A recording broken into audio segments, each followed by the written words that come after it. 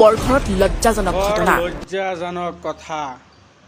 এই ভিডিঅ' এটা লগাম, আপোনালোকে সকলোৱে চাই যাব ভিডিঅ'টো লাষ্টলৈকে। মই দেখাই আছোঁ, মই কৈ আছোঁ, কিন্তু ভিডিঅ'টো আপোনালোকে যদি লাষ্টত নাচায় তেনেহ'লে বুজি নাপাব।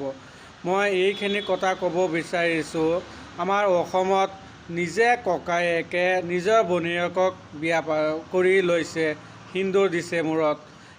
আৰু এইটো ঘটনা যদি মুছলিম মানুহে কৰিলে হয়, এনেকৈ কথা হ'লে হয়, ভাইৰেল কেনেকৈ যেন কেইটা ভিডিঅ' ভাইৰেল হ'লে হয় সেইটো গমেই নাপালোঁ হয়। এতিয়া হিন্দু মানুহে কৰিছে কাৰণে এতিয়া আৱাজ নাই, কথা চথা একো নাই। অকণমান এটা সৰু নিউজ বনাইছে, সেই নিউজটোতে মই পাইছোঁ ভিডিঅ'টো পাই পিনি এতিয়া মই ভিডিঅ'টো দেখাম, আপোনালোকে সকলোৱে দেখিব।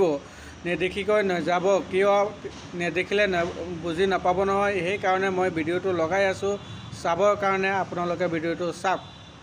বৰঘৰত লজ্জাজনক ঘটনা।